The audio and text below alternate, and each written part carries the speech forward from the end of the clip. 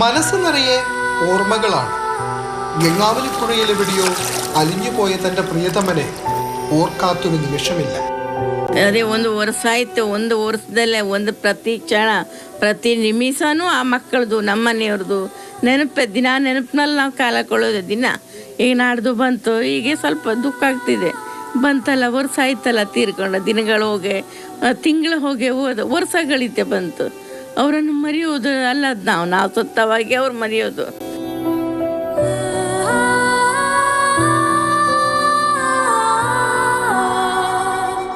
മൂന്ന് പെൺമക്കളും ഭാര്യയും അടങ്ങിയ കുടുംബത്തിന്റെ ഏക ആശ്രയമായിരുന്നു ജഗന്നാഥ്. ഗംഗാവലി പുഴയോരത്തെ ലക്ഷ്മണൻ നായിക്കിന്റെ കടയിൽ ജോലി ചെയ്യുന്നതിനിടെയാണ് ദുരന്തം തേടിയെത്തുന്നത്.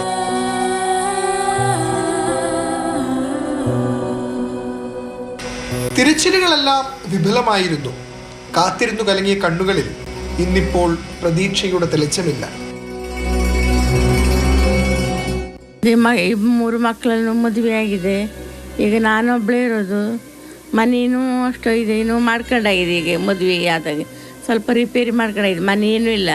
ಮನೆ ಎಲ್ಲರೂ ಬಂದವರು ಇವ್ರು ಬಂದು ಮನೆ ಮಾಡಿಕೊಡ್ತೀವಿ ಹಾಗೆ ಹೀಗೆ ಅಂದರು. ಈಗ ಏನು ಯಾರೂ ಹೇಳೋರಿಲ್ಲ, ಏನಿಲ್ಲ.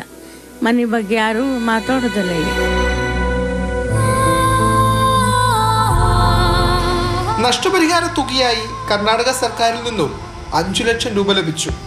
4 മാസങ്ങൾക്ക് മുൻപ് 2 പെൺമക്കളെയും വിവാഹം കഴിച്ചയപ്പിച്ചു.